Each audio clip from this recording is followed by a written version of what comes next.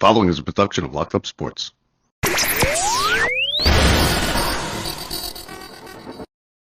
Everybody, this is Don LaGreca from the Michael K. Show. When it comes to talking sports, Bob Walters and Brett Grasso are the authority. Can't wait. When it comes to talking sports, they're the authority. It's Bob Walters and Brett Grasso. It's Locked Up Sports, and it starts now. Bring them out, hey. Bring them out, bring them out. Bring them out, bring them out, hey. Bring them out. Here we go. Bob Walters, Brett Grasso, from the Brian Gunzel Studios. This is Locked Up Sports. The Mets and Yankees are both playing much better baseball. The Heat get a dose of reality in Game 1 of the NBA Finals. The NHL Finals and my Florida Panthers get underway this weekend. And we speak with longtime New York baseball sports writer Mark Healey. Brett, what is up? Welcome to the show. We are here in Sunnyside at the alternate Brian Gunzel Pre-game, Studios. Mets pregame today. Mets pregame, that's right. We're going to Verlander's on the mound tonight. We're heading over. Hopefully he can have a good start after his rocky start in Colorado. But we got a big show for you today. Yeah, big one. Listen, let's get started with the NBA Finals last night, Game 1. And like I was just saying to you before, listen, I didn't even realize it. And I watched the NBA. I didn't realize how good Jokic really is. I mean, he's an all-timer. I knew he was a great player, but he's an all-timer. He's not flashy. People like flash. Yeah, he's not flashy. And he's also European. They don't really... Triple-double machine. Triple-double machine, you're right. Now, the Heat kept it close. They came back a couple times. They got it to single digits in the last, I'd say, 5 minutes. But the Heat look overmatched. I said before the series started that the numbers really don't favor the Heat. They just don't. They don't favor the Heat. They don't favor them really competing in this series. But you just got to look at, is it, maybe it's just how they got here, the magical run. You're kind of rooting for them. Now, listen, they just played some hard basketball games. They just went and they traveled across the country, and they're playing at some serious altitude. You really think that matters, though? It does. Listen, we just talked. I'm telling you right now. You look at Colorado; they have to have a humidor there for the baseballs because things change so much. There is a huge difference between below sea level. We're not talking about somewhere in the Midwest, a couple hundred feet above sea level, and a mile in the air. One thing, listen, these are conditioned athletes.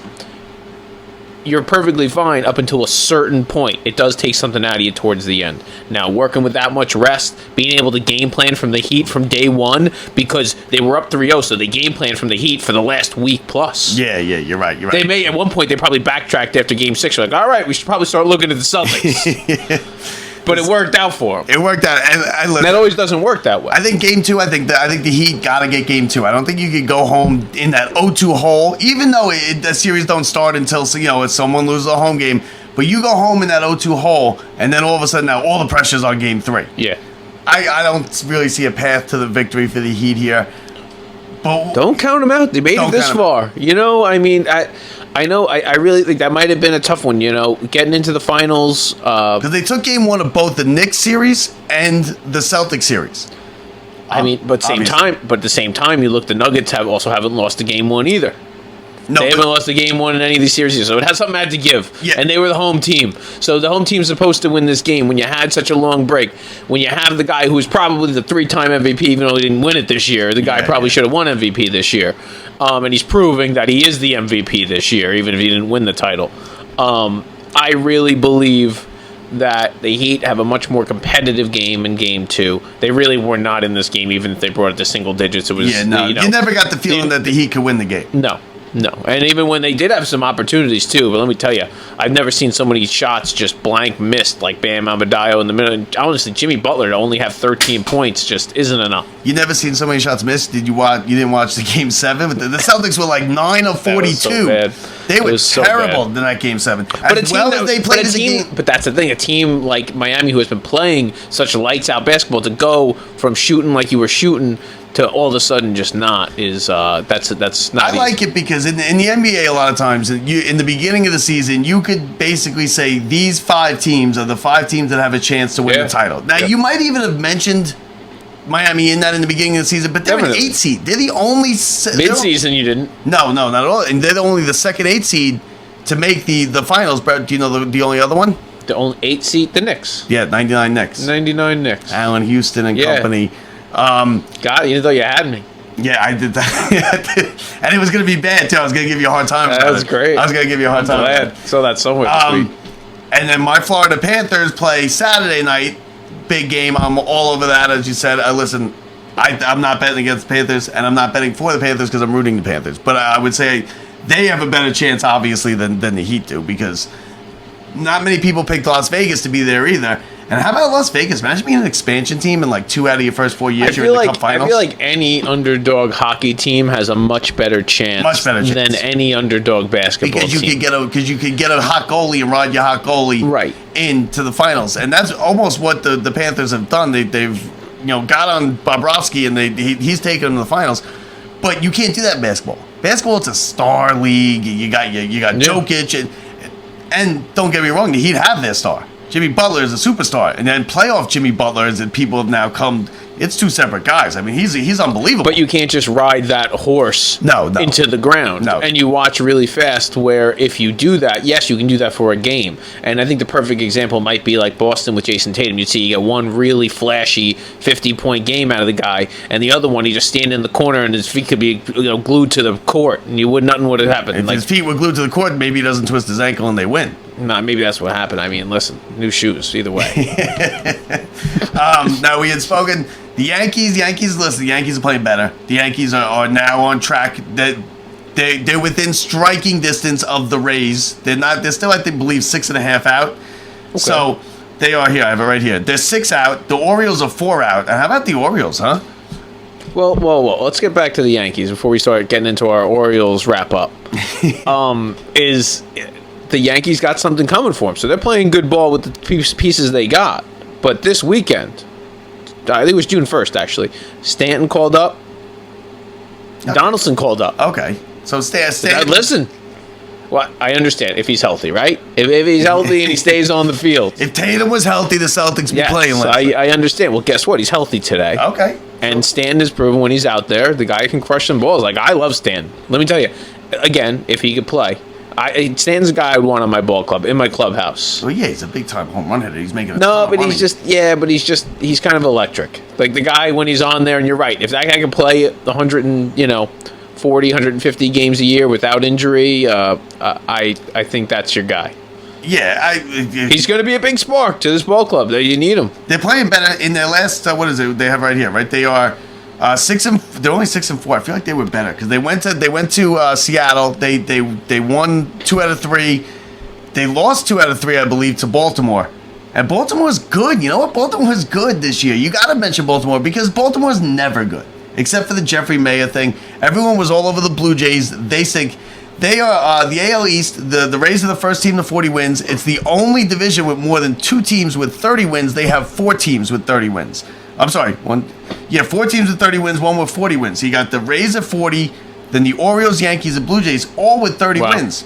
No other division has more than 2 teams with 30 wins. So everybody was all over the NL East and the Mets and the Braves and the Phillies. It's been the AL East that's been the best division in baseball. The Rays and the Orioles, man, they're The Rays were going to come back down. They're still 40-18. The fact that the Orioles are 4 games out of a 40-14 team that won 14-13 to start the season, I still think the Rays go wire to wire and win the division. I think that they're favored to do that. I think that's what happens. Judge is just on a tear. Yeah, Judge is like running. He's actually, with all the time he's missed, now he's catching up. I don't even know how many home runs he's got. 15 or something like that? Yeah, it's something like that. He's hitting. Yeah, he's not Alonso though. Alonso's got 20. Yeah, well, Alonso didn't take off a month. Okay, fair point. But the Mets are finally playing better. Listen, they got a big sweep versus the Phillies, right? Now, let's try and back it up, because what the Mets have done all year is they get this sweep where they win 2 out of 3. You got to just win series. The Mets are losing series every week. They're losing 2 series a week. So now we won 1. We got a sweep against the Phillies. Yep. They're not very good right now, the Phillies. Now you get Toronto, who is in 4th place. No, they're a pretty But they good ball got 30 club. wins. They got the No, same they're exact pretty record. good. They're a pretty good ball club. They got the same exact record as the Mets. The Mets are in second place in their division. We got our Toronto's old in friend fourth. Chris Bassett coming into town that me and Bob are going to watch Justin Verlander match up against tonight. Verlander, like I said, top 10 of all Verlander, time. he doesn't put two bad starts together, right? He's going to go bad start, good start. He got roughed up over in Colorado. Yeah, he did. Yeah, but okay, that's going to happen. But before that, he pitched No, he it didn't pitched happen an once excellent last year. start. Didn't happen last year. Last year it didn't happen. Yeah, but last year he was like Last an year- all-time great year. That's Like, why I know. Okay, so I'm ready. I wanted that. Listen, even better, Scherzer. That's what we're getting tonight. Did you see now? Okay, now right. just something that bothers me, which since we've already done the interview, I wanted to bring it up because I wanted to see Morgan. I forgot. It bothers me, and it bothers me to no end. This SNY stuff with their videography. Did you see what they did with Scherzer? I don't know. I'm not They sure. I probably had they missed had it. it. They Oh. into his eyeball. Yeah, I know. Can we just I'm watch done the with game? it. Can we They just do watch the game? They'll Can do we like just- they'll stop it like important moment. The pitcher's about to throw the pitch, and it'll be bases loaded, and all of a sudden they'll have a triple screen with each runner, faded, and they're bleeding moving, into each and other. each guy's moving. and the Where's the pitch? They're bleeding into The each pitch. other. Pitch Can we clock, pitch just clock. Hurry up, watch the hurry up. Damn I'm game. like, and I'm sitting. Just slow down. Just show me the regular angle. And then you go on Instagram and they show you the director showing you how it's done. Want to see how this is done? And you know at Citi Field you can see they have that. You can watch that room. Oh, forget This it. is how you win a local Emmy, kids. Yeah. Listen, at my house over in Mastic Beach, I got a pile full of Emmys, local Emmys. Mastic Beach.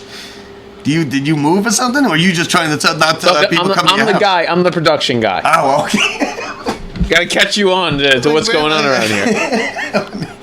He doesn't live. You think he lives in Mastic Beach? Is that what you're saying? Because I With think his he lives- daytime Emmys, he does. They're not daytime Emmys. That was sorry, last night. local Emmys. Local Emmys. So the Mets think, listen, they got to win. They got to back that sweep up with a. Look at the starts we've gotten. The last three starts are incredible. Yeah, and Senga was lights out. Senga was great. Senga was great. He was great the other night. And you know what I loved? Which is Scherzer was Scherzer. Did you see Alvarez run out when he thought the pitch? That's a heads up, Brett. That's a heads up play. I like that. It's kind of skirting the rule a little bit, but that's a heads up. No, he's on play. it. The kid, everybody's raving about Alvarez and his defense and his maturity and how smart he is. Because that's the things that people were worried about. They were like, "Oh, the bat's going to be there." And now all of a sudden, because early when he came up, they were saying he's overmatched. He's not ready for they expected that to be the thing, and it wasn't. Yeah, Piazza, but then the defense is what kept him here. Because but he's not. It wasn't supposed to be the defense. I agree. What I'm saying is he wasn't supposed to have the defense. And but if it I don't wasn't think for he's this good of an offense player because right now he's Mike Piazza, and Piazza even made a comment. I don't think he's Mike. No, you don't. I don't think he's going to be Mike Piazza. I don't know what he's gonna. I think it's gonna take some time for him to become consistently that type of player. But he's on a great run. No, but that is the player that he has always been. There's not a time where this guy has not been the home run hitting, high average RBI guy. We're just used to catchers just not doing it. And you're right. Nobody's going to be Piazza. You have to go hit 320 and have 100 RBIs and have 40 home runs and catch 150 games. That's not happening. No. But he hits big home runs. He seems to step up in the big spot. And with the DH going on right now, this kid has that. It's not about him trying to swing hard at it. When he connects the ball, it just goes. Now, the other night, Vogelback pinch hit. He came up, he pinch hit. He said he was working on. He took extra BP that night. He got in the game, a big spot, struck out. He tipped a couple. He looked okay in the at bat, but he struck out. He got booed off the field after that. Are we done with Vogelback? Are we done with the Vogelback deal yet? I am, and it's not just because of his batting. It's because we don't have any other use for him. If his bat doesn't work, he's not a position player. We can't get him in there to run. When he does hit something really hard up the middle or into the into where we don't have the shift anymore, if they get to it, he's out.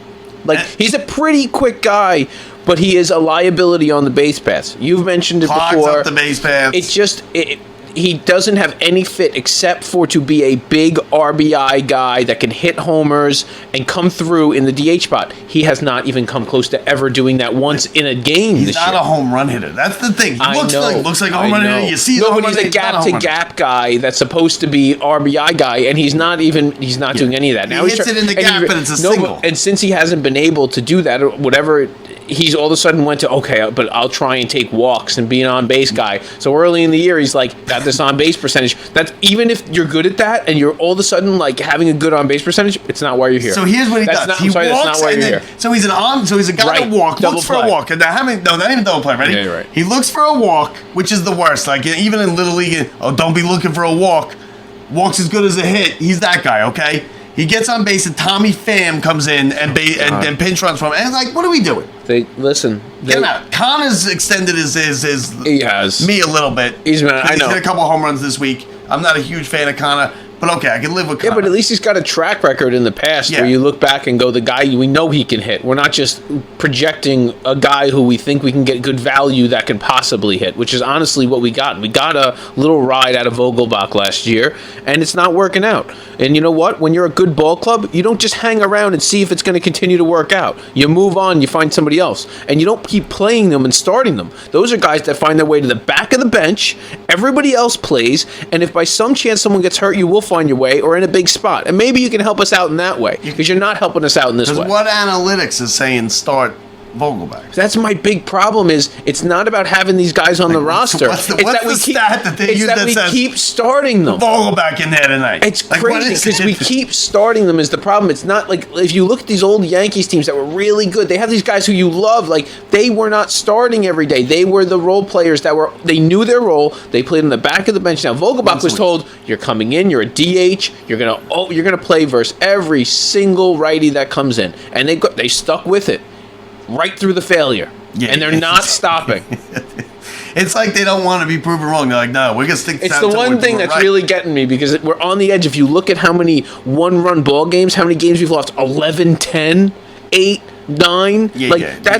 They got to go to that's terrible. They got to go 6 innings. And I understand that has a lot to do with the pitching and all the other stuff. But when you look at the lineup in those days and you see that we were one spot that Vogelbach was up in 3 different situations where he could have had even just a sac fly to this or it's not happening. I'm sorry, he's not the guy. No, and neither is Pham. Well, now too good. Pham at least can go play some outfield positions, some other positions. Fam's a speed guy. No, right, but at least he's a utility guy where you have use. Now he got in the 11-10 loss. Pham had 4 RBIs. So I apologize on my weekend wrap up. I personally apologize to Pham. Okay. So I don't know if he listened. I don't know if he heard or his mother heard. Maybe I have nothing to apologize to. But now 2 good and 1 bad with the Mets. The good, Nimmo. Unbelievable. Nimmo's unbelievable. Listen, he's a religious guy. I'm not for that. You'll hear it tonight, Brett. It's straight Christian rock every time he comes up to the plate. Straight Christian rock, okay? All right. Which, okay, I can live with it. He makes unbelievable catches. He's a Gold Glove out there. Jesus loves dingers, bro. And he gets big hits. The second one, McNeil, starting to really hit, starting to look like the player that won the batting title last year. He probably won't win it this year, but he's starting to look like that kind of hitter. The bad is the bullpen. And I know people say it's, the middle relief, but it's everything but Robertson. Right? It's not just, it's everything but Robertson. You can call that the middle relief, it's everything but. That's a little tough. And they got to fix it. If you look at the last week, especially, I mean, they had a good week. You look at Brooks Raley had a great week. Ottavino had a great week. I will give you. Ottavino had one outing. Two good outings, but yes. And they said he got a double play to help him out. Robinson got a double play to help him out. You are right. But I guess that's the big thing that all has to do with, though. You look at how different this bullpen is when our starters can get through that sixth inning, and that has been the difference. You're right, because it's been these middle relievers that their goal is, oh, hey, guess what? You're down 4-0. Your goal is to come. These aren't guys coming in when you're up by 1. There are games where they've blown it like that, but these are like guys that are coming into bad situations. And no, that we need punch. It is. Last year, that's what held us on. You know how many games last year with that bullpen? We had all of a sudden 4 or 5 scoreless innings, and our team came back and won those games. You look at like the 11-10 game. We end up like. We have to. That was a classic Coors Field game, though. I know, but we have to win games where we score 10 runs. That I can tell you. When you have a bad bull, fair point. That's a fair point. And a bad bullpen, like I'd rather you lose 6-2. Okay, fine, we'll go on to the next day. But when you're up 4-1 in the 5th or 6th inning, and you lose that game 6-4 or 6-5, it's such a gut wrenching loss. And then you got to go out there the next day. Your team, we've been putting up some big home runs and going ahead in some innings, and it's the next inning they come up and they let us down. That's been the big one. And that's the good teams, the ones that put up the zeros after. That's what I was worried about. Those 5 wins that last week or 2 weeks ago, that wasn't sustainable. You're not going to win games like that. That was just a big thing. So let's get to our interview now. Our guest here is Mark Healey. He's, like I said, longtime New York sports writer. It's a great interview. Enjoy we love it, speaking folks. to him. Enjoy it. All right, now we'd like to welcome in our guest. He's the editor-in-chief of the Wave magazine. Of the Wave newspaper. He's the founder of Gotham Baseball magazine. He was the first online editor of Baseball Digest Online. He's been on SiriusXM, and he's got a book, Gotham Baseball, New York's all-time team. We'll get to that in a little bit. Mark Healey is his name. Mark, welcome to the show. Thanks, guys. Thanks for having me. Absolutely. Hey, listen, it's better times now. The Mets seem to be playing better. They just coming off a sweep of Philadelphia. How important is this series now with Toronto going into the Atlanta series right after it? Well, it's important because, obviously it's not a divisional game. It's not even a, National League, game. It's interleague. So the important thing, it's like spring training almost. You want to be healthy.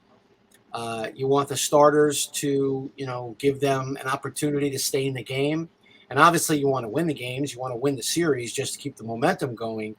But I think it's more important to be, make sure that the bullpen isn't overworked going into that Atlanta series. I mean, that's the most important thing. I think I'd say stay away from the bullpen. I mean, this bullpen's been terrible. Well, they can't, and a bad bullpen is a backbreaking thing for a baseball team because there's such bad losses when you lose leads late and you lose games late with a bad bullpen. This bullpen, to me, is not functional as far as going forward with this team into the playoffs. Do you think they could change it going into the trade deadline? Because the bullpen to me seems like something you could fix going into a trade deadline. I don't think it's the bullpen as much as it's the middle relief that is the issue. I think the back end of the bullpen, outside of a couple of hiccups with Brooks Raley, now that he's back, he's been pitching well. But the Mets lost him for like 3-4 weeks, so that obviously hurt because he wasn't just a lefty out of the bullpen. He was supposed to be, after the Edwin Diaz injury, he was going to be the seventh inning guy, or at least with the matchups. He was going to be at the back end of that bullpen. He's pitched well since he's been back. Brigham's actually been, pretty solid as well. Ottavino had a couple of hiccups, but I mean, Robertson's been awesome. I loved that signing. I thought that was absolutely the right move. I wanted the Mets to get him at the deadline last year, and the Cubs, as usual, asked for a ridiculous start. When you're down 3-0 in the first inning with an offense that's still trying to find itself, and then you got to bring in, Nogasek, it's going to be a rough day. It's been rough. Wait, I pronounce it Nagusik. How do you pronounce it? No, I think you're right. I think you're right. I think that's what its point. That's the point, though. Then nobody even knows. Nagosic. Yeah, whatever. Yeah. When people see this, I'm going to get heat for that, but that's okay. That's all right. Don't worry. I'm not sure which one of you are right. Don't worry. I called Ed Kranepool on the air, so don't feel bad. Don't feel too bad. Now this team's they've been inconsistent, like you say with McGill. Good start, bad start. Good start, bad start. I think this is an important series because you want to back up that Phillies series. Now the Phillies, the NL East is not as good as we thought it was going to be. Everyone thought it was going to be the 3-team race: the Mets, the Phillies, the Braves. The Braves are still, as long as we've been alive, the Braves have been. It's been their division. Do you think the Braves are above, hands down, the best team in the division? I don't want to say hands down, but I will say this. I was on a radio station in Macon, Georgia yesterday, my good buddy Bill Shanks. And I've been going on with him for years, talking about Mets Braves. And look, I admire the Atlanta Braves organization. They do a great job. Their GM, Anthopoulos, is aggressive. He makes good deals. He's not afraid to, deal his prospects. But the thing is that the Atlanta farm system is far superior to a lot of teams in the major leagues. So they have a lot of upper echelon arms, at AAA and AA that they can deal. That's what people want. That's why the Mets weren't, everybody wants to get on Billy Epler because he didn't get, the kind of impact player that a lot of Met fans wanted at last year's deadline. The fact of the matter is the Mets' best prospect, Matt Allen, the pitcher, has been hurt. And so you're not going to trade a guy who's hurt. And they don't really have a lot of guys at AAA and AA that are considered, top prospects. That's what teams want. They want major league ready arms, and the Mets just don't have that. So what teams were asking for was Francisco Alvarez. You can't trade Alvarez even before we thought he was going to be this good. You can't trade him for a Robertson, no matter how much you think that bullpen arm's going to help. You can't do that. So for me, it's the organization of the Braves that makes them dangerous. Not so much. Able to. Okay, good. No, I was going to say they're also able to. They seem to sign all the players before they hit free agency, so they catch a break on it because they don't have the money the Mets have or the Yankees have or teams like that. But they sign these guys before they hit like a year or two before free agency, and they get a couple extra years out of them on a break, a salary. Well, sometimes that works, and sometimes it doesn't. You're gonna find out, yeah. But the thing is, when your organization is strong, and you can pull guys up from the minors and replace a guy who's not performing or a guy who's hurt, and you can bring a guy up right away and plug him into that system. The Cardinals did that for decades. They were able to, just kind of do their thing without having the huge payroll. Having a payroll is a weapon, but it's not always a weapon if you're not building up your system. And that's what Steve Cohen promised that he was going to do when he bought the team. It wasn't just about spending money. It was also about building up the organization, because let's be honest, under the Wilpons, it was a disaster. As far as, they would trade prospects and never get good returns on those deals, No. Or they would trade for a guy, give up a good prospect for a guy, and then not re-sign him. There's like three things going on right now. The Mets are trying to rebuild their system. They have to draft better, obviously. But right now, their organization isn't as strong as it should be, and that's what makes the Braves so dangerous. I think the lead going into tonight is 3.5 games. Yeah, 3.5. Insurmountable. But for me, the Mets have been off balance all year. Whether it's the Edwin Diaz injury just was awful. It was just so awful. The WBC. What are you doing even playing in the WBC? Such a horrible thing to see. Don't get me started. It is the worst. worst. This guy was for it. So don't let him fool you that he wasn't either, because it's the worst. It's the worst thing. I hate it so much, and I always have, and now I hate it even more. So. They shouldn't be playing any big tournament right before a baseball season starts. No, because people that's the bottom line. I'm all for it, but not before the people baseball are like, season it's like, well, what about the World Cup? I go, listen, the World Cup is different. That's been going on for 100 years, and that's the biggest thing. This is some made-up thing that they made, a money grab to sell some jerseys. They play it in South Florida. You know what? Well, You're right. Don't get me started. Look, they do. But I don't care what the players love. I know. It's not about I know. Because I love the Mets. It's about championship season. Focused on a World Series. Exactly. That's what, for me, I get it. I get, the blowback because people use that soccer argument with me. I hate soccer more than the WBC. So don't use that argument with me. I like soccer when it's Sylvester Stallone in Victory and Ted Lasso. They're the only times I like soccer. That's it. Yep. Oh man, you don't say that to a soccer fan. No. I know. Trust me. Please. I have I'm Irish Italian. I have a lot of Irish and Italian cousins that always give me the business when I make fun of soccer. But I'm not. You're never going to convert me.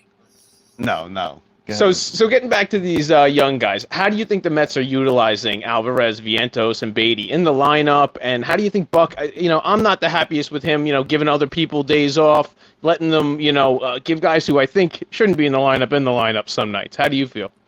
Well, look, I've said this on Twitter. I don't know if you guys follow me. But, I saw. For me, I think Buck does have a lot of power in making the lineup. But this is a front office that has a ton of analytics people in it. And I know people say, well, Buck wouldn't have taken the job unless he could make the lineup. It just doesn't work that way anymore, guys. For me, if you want to criticize Buck, you can criticize him for some, for his bullpen moves. Some of them are tricky. I think that's the hardest thing to do that a manager has, is to make those bullpen decisions. Definitely. In game, pinch hitting, things like that. Look, if it was up to me, I would have Vientos, Alvarez, and Beatty in the lineup every day. But I also know that Buck knows what he's doing. I mean, the idea that anybody on Twitter knows more about Buck Showalter than building lineups and putting together definitely. a team Yeah. and having an even keel. I think let's just think about if somebody other than Buck was the manager right now, with all of the high expectations coming into the season and not playing well for stretches, like long stretches.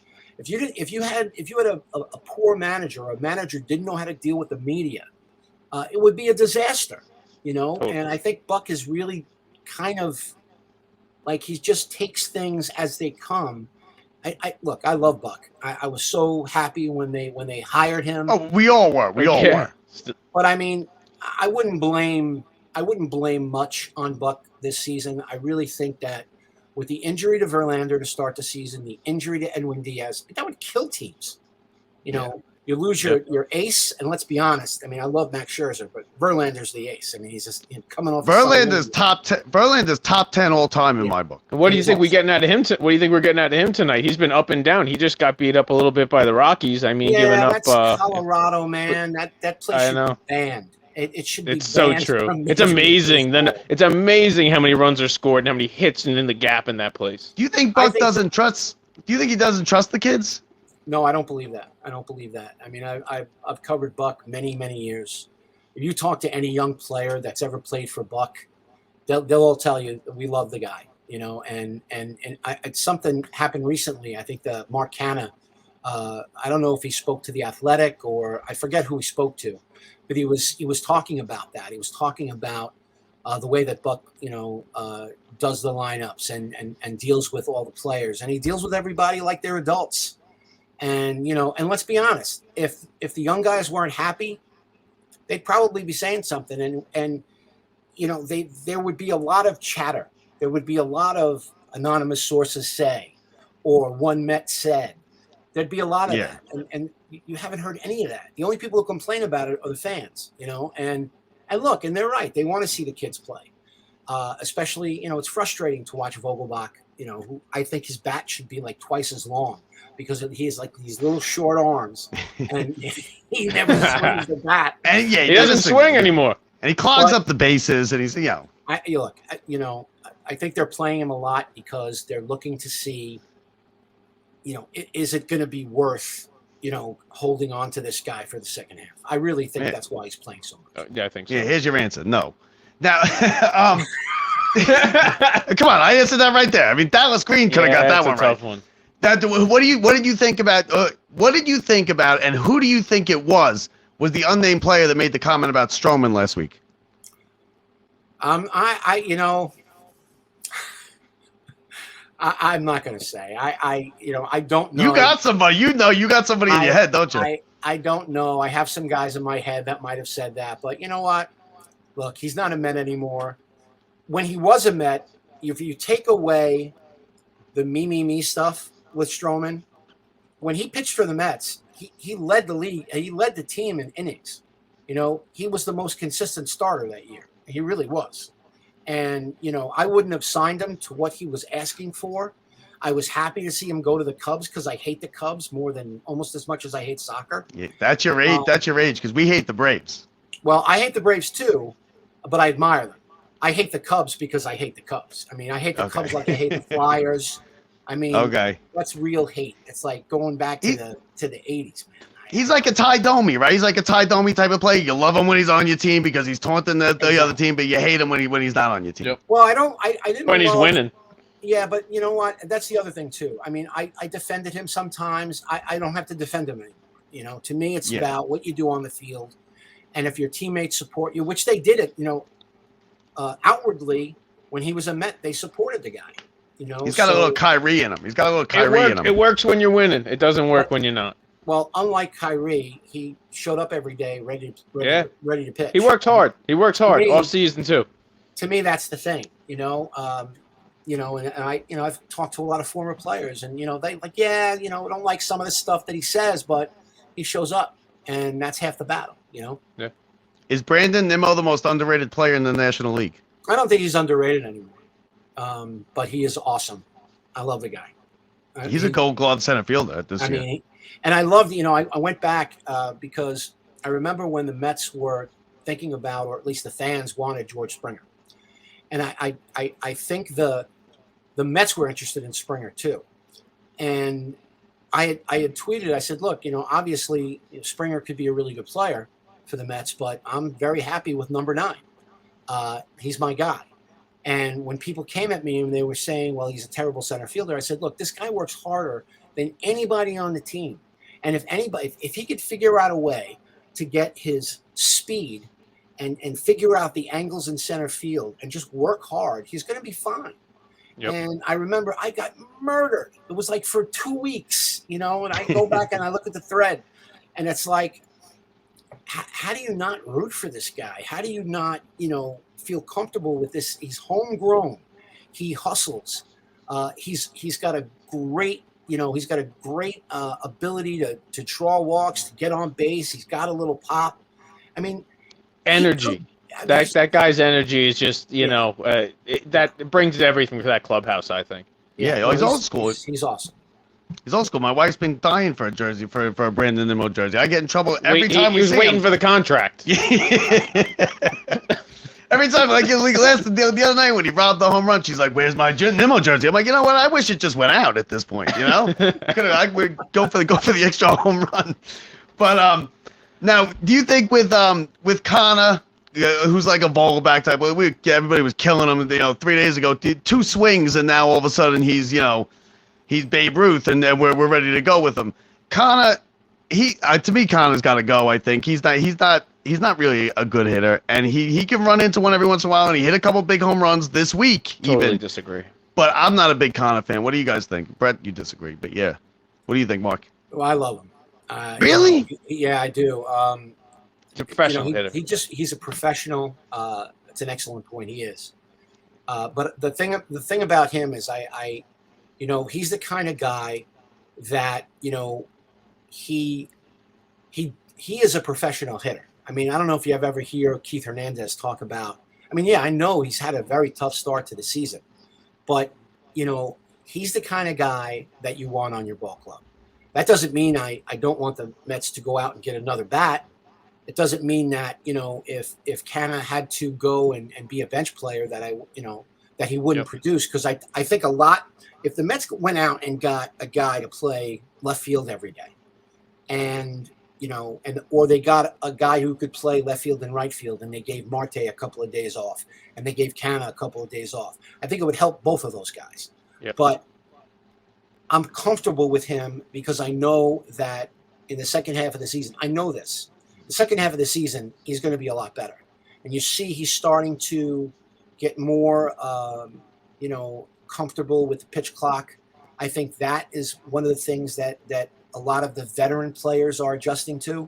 The younger players don't seem to be as bothered by it because they were doing it in the minor leagues. In the minor leagues, yeah. He was another level, too. He couldn't stay anywhere near the box. He was the biggest example. Yeah. So I think that the second half we're going to see Canna be a lot more consistent.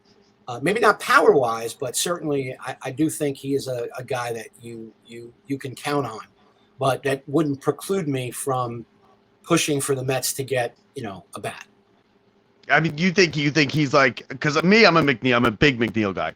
He's not. McNeil's our best hitter. That's like our best pure hitter. Yeah, but right? I want him at second base. I don't want him in the outfield. Yeah, he's okay in the outfield, but he's a second baseman. Marte's been disappointing this year. After last year, because I was all over Marte. I was like, all right, Marte. I think he's a little hurt. Is he hurt? Is he just like playing through some injuries? If you're playing, to me, he's a veteran. He plays every day. I mean, that disaster in center field the other game where it was a ball he should have caught. That was brutal. But again, Marte, he's a pro, man. He wants to play every day. He's aggressive. He plays hard, and he plays through injury. So we're not seeing the best of Starling Marte right now, but. Again, not a guy I'm looking to get rid of, and certainly not a guy that I think is. I don't think he's lost much. I just think that I like you said. I think he's playing. He's playing a little hurt, trying to play through it, especially with the injuries to some of the other guys. He's trying to he's sometimes a little overly aggressive on the base paths, but I don't mind that. I like when players push the envelope. I like when Joey Cora sends everybody. I know it drives some people crazy, but to me, I like that kind of baseball. He's got a rocket arm. I was at the game a week and a half ago, maybe something like that. He threw the guy out from the corner on a line to second. Yeah. Now tomorrow's the Hall of Fame, Mets Hall of Fame inductions. You're a hockey fan, as you said. Howie Rose, more iconic call. Matteau, 9/11 Piazza home run. And is he a better hockey or a baseball announcer? Well, I'm an Islander fan, so I could care less about Matteau. Well, he was an Islander. No, I know he was. I interviewed Howie for my book. I love Howie.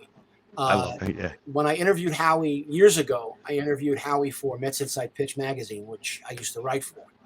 And he told me his favorite call, and this was obviously after the Rangers Cup. He told me that his most iconic moment, or his favorite moment, was the 9/11 game. And we were there. Yeah, It was that was it, man. I was covering the Cyclones at the time, so I wasn't at the game, but I certainly watched it. I was working at Associated Press at the time, writing baseball, so was there, watching the game. I wasn't at the stadium, but I was, obviously locked in, like anybody was at that time. Yeah. And no, go ahead. I was gonna say, we were at the game. We were down in the field level. It was great. It's a great story. But the Mets have had some great hockey announcers as their announcers. Because I'm a huge Gary Thorne guy, and the Piazza home run and the 10-run inning is a great call. Yep. He's a great hockey announcer. His Messier, do you believe it? Do you believe it? Call is a great call. I'm a huge Gary Thorne guy. I think he's kind of underrated as far as Mets. I could talk announcers all day. It's just I could. But I think Gary Thorne kind of gets lost in the shuffle with the Mets. Well, look, I loved Gary Thorne when he was with the Mets, but I preferred him on radio than TV. I did like when Gary would work with Tom Seaver. I thought that was a really good tandem when they were announcing games together. The worst thing that the Mets ever used to do was put Keith Hernandez and Tom Seaver together, and it was like there was no play-by-play guy. So it was brutal radio, brutal TV. But the thing that always gives me pause when you ask that question is, Gary Thorne went on the air and went after Bobby Valentine, and I did not like that. I didn't like it then. I don't like it now. I'm a big Bobby Valentine guy. The last thing you need is somebody in the broadcast booth calling you the Teflon manager. I didn't like that. And that doesn't take anything away from Gary Thorne being a great announcer, because he is. But when you talk about Met announcers, for me, Gary Thorne was always a guy I loved him when he was on the radio, and not as much when he was on TV. And he was doing it forever. He did Game 7 of '86. No, right? he was great. No, he was great. And I think Gary had a problem with Bobby, because Bobby was always prickly. He didn't really care for the media that much, and he definitely didn't like to be questioned by guys from the media. But I don't know if you guys remember this, but when Sammy Sosa came to Shea Stadium during that home run chase in '98, Mets were trying to get in the playoffs, and Sammy Sosa hit a home run at Shea Stadium, and Gary Thorne lost his mind. He was like, "Oh, Sammy Sosa!" Oh! And Bobby was like, "Why? You guys don't even celebrate our own players." Oral Hershiser won his 200th game as a Met, and he was great in that '99 season. He really was. You forget about Oral Hershiser. He was so good in that '99 season, and that whole dynamic of kind of the Mets' own broadcast team was against their manager, because the manager spoke up for his players. So that always gives me pause when people ask me about Gary Thorne. People get finicky about that though. Like you'll hear them say, how many times do you hear, "Oh, Joe Buck hates the Giants"? Because they're neutral, because you're used to your guy. Right. I think they should have. I think because baseball is such a regional sport that when you get to the World Series, at least have one guy from one team and one guy from the other team at least do a broadcast. Yeah. I know it's tough kind of matching guys. They used to. Did they really? Yeah, there was a time when they did that. I remember watching the '77 World Series, and I remember WPIX had their own feed. They were doing the broadcast alongside the national broadcast. Imagine the World Series on WPIX. Obviously, they won't do that, but they used to do that. They used to have one announcer from one team and one announcer from the other team, and then the main play-by-play guy. So It's kind of like what they do for football games when it's like locally televised. Yeah, They put it on for preseason. ESPN. No, but even for national games, like they'll have other games where it's Oh yeah, Yeah, because it's got to be shown locally. But the rights Yep. thing is just so MLB Never just happening again. controls, yeah, because it controls so much, No, But for the diehard fans that like the intricate details of what those announcers bring that no other announcer can bring, it's a little different to watch, especially in the playoffs when you're really And into especially it. with it gets baseball. frustrating because You heard the hearing about national- someone's brother or something and Right. some weird stories you weren't looking for. Well, the national broadcast, they go after the low-hanging fruit, because Right. they're not there the day to day. they parachute in. They did, Yeah. What we were talking right before actually you came on. What are they waiting for with David Wright? Do they just want to have a special day with just him, with a number retirement thing? I'm not personally like. I think I'm a very high grader for the Hall of Fame and like number retirements and stuff. But they're clearly going to have one for David Wright. What are they waiting for? I think it's really about David, what David wants. I don't think it has anything to do with the Mets. I think if the Mets could retire David tomorrow, they would do it. I think that David wants to be away from baseball for a while. He doesn't think of himself as an old timer. And just think of if you were a player that was on a Hall of Fame track and you got hurt and you couldn't finish. I think he's sensitive to that, and not in a bad way.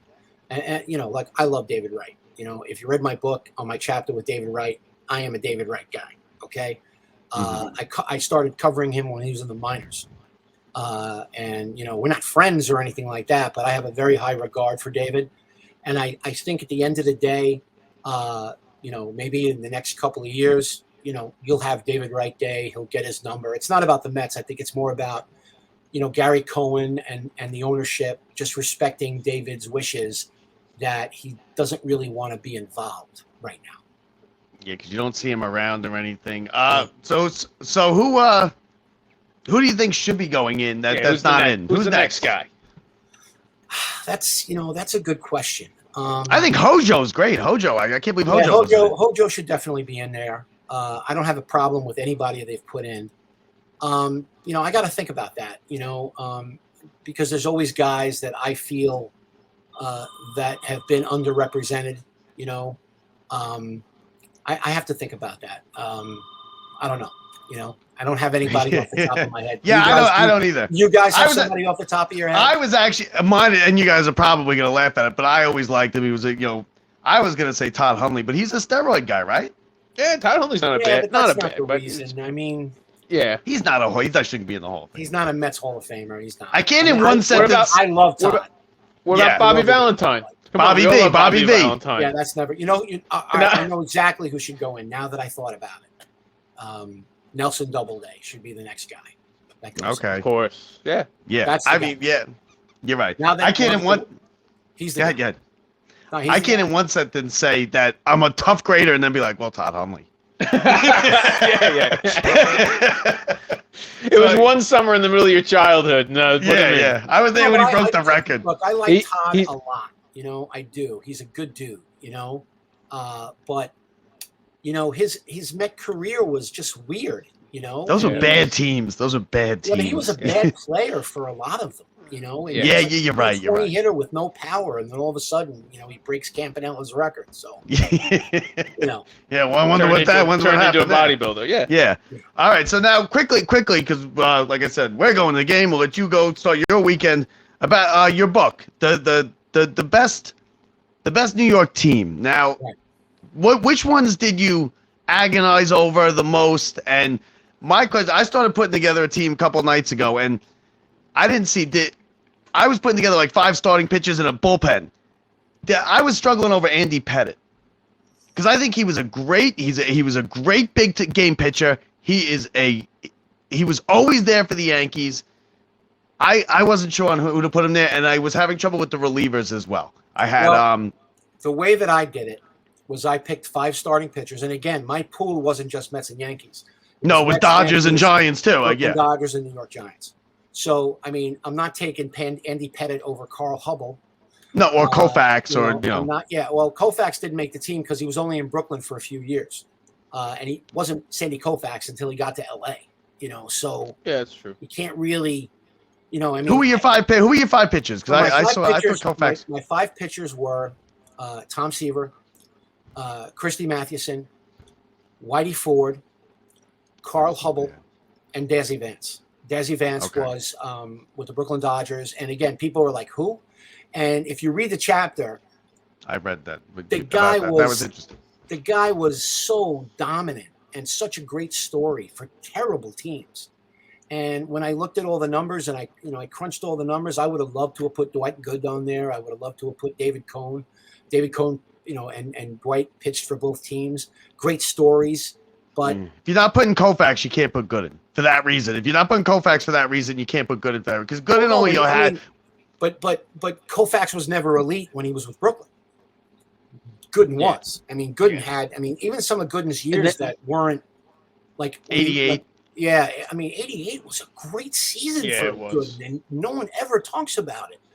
But I mean, when you put him up against Carl Hubble, the numbers just don't add up. And I had to take. I mean, the fan vote was Jerry Kuzman. I couldn't put Kuzman on that team, not over Whitey Ford. No, chairman of the board's got to go. Yeah, it was tough. I mean, it was tough. The pitchers. It's a great debate book. I'm sorry. It's a great debate book because you can sit here and argue it all. Yeah, it is. I like that. Even, in the foreword, Marty Appel, even says the great Yankee historian. He writes all of Mark's choices are wrong. Yeah, exactly. But he did it tongue in cheek, because he was talking about that's what makes this, book. Because I grew up in Brooklyn, right, and all we did when I was a kid was sit on the step, get the daily news. We'd argue, the Yankees were awesome back then, and the Mets were terrible, and they had traded Tom Seaver. But we still, I would always say, like, Lee Mazzilli was better than anybody on the Yankees, even though it wasn't true. We would always argue about that stuff. So, the catcher was tough. Catcher's tough. So is third base. Because you know what? And so is shortstop, because depending on where you put A-Rod, where did you put A-Rod? A-Rod is not on the team. Is it a steroids thing? No steroid guys. So Todd Hundley's not on in the chapter. I was like, I'm just sorry. He's not. Yeah. I'm not putting a guy who admitted, and frankly, guys, we don't even know how long A-Rod was on steroids, because there's a story that was written, I think, in the book that the ESPN writer, her name escapes me for the moment, but when she wrote her book about A-Rod, A-Rod hung out with Jose Canseco when he was in high school and trained with him 1 year, and all of a sudden gained like 20 pounds by the time, over a summer. So we don't even know, we don't know when he started, but we do know that while he was a Yankee, he was probably on steroids his whole time that he was there. Yeah, when he had the great postseason. But he's an all-timer. There's plenty of other non-steroid guys to choose from that we don't even need to bother. Listen, Bonds, they were walking Bonds intentionally with the bases loaded. I saw something the other day where it was like 375 at-bats. He got on base 364 times. Like, these numbers that's not just steroids. Let's be real. That's not just steroids. No, it's not. But, I don't know. To me, it's like if you're a great player and then you do steroids, it makes you an immortal. Yep. If you're a good player and you use steroids, it makes you a great player. And to me, when I know a guy, thankfully, he's the only person that was disqualified from the list because of that. And I explain it. And I use his own words. He says, if I didn't never get to the Hall of Fame, I made my own bed. Well, you know what? There you it's go. my book, and I'm going to put, I made David Wright my all-time third baseman. And as I explain in the book, the only person that comes close to David Wright is Greg Nettles. But Nettles was a much better defensive third baseman, but David was no slouch as a third baseman. He wasn't, he won a couple of Gold Gloves. I don't know how much importance you put in that. Yeah. But David was on, when you look at his numbers, they're ridiculous. And he had no protection in the lineup. he was a guy that was the face of the franchise. He had the whole pressure of the franchise on him, and he still put up these ridiculous numbers, even with all the injuries that he was dealing with. So for me, I had Yankee fans telling me it's David Wright. I even quoted a couple of Yankee fans that reached out to me during the process and said, it's David. And Howie Rose made the best point. He said, Greg Nettles was a great player, obviously a great World Series player, and Yankee fans love the guy. But David Wright was on a Hall of Fame track. And Nettles, people will make arguments for Nettles for the Hall of Fame. And I wouldn't vote for Nettles for the Hall of Fame, but he certainly was a brilliant player. I loved watching him play. That 78 World Series, that was like Brooks Robinson. He was amazing. But he's like a vacuum over there. But to me, it's David Wright. And catcher was tough. First base was clearly Lou Gehrig. It's Gehrig. But who would you put second? Is it Hernandez or is it Mattingly or is it Tino? I think if I had to go number 2, I would go Hernandez, simply because of the defense and the clutchness. But there's other players that have played first base. Mel Ott was amazing. Excuse me, not Mel Ott. I'm losing my brain here for a second. Not Mel Ott, but there have been other players. Gil Hodges, of course. But I probably would have went with Hernandez. Yeah, he's borderline Hall of Fame just because of the defense. Yeah, he should be in the Hall of Fame. But he didn't hit with enough power at first base. That's the problem. If you look at some of the first basemen that are in, are you voting for the player or are you voting for the position? And that's always been the bugaboo for a lot of people. I just look at the player. When I watched Keith Hernandez play when he was in St. Louis and when he was with the Mets, I saw an elite player.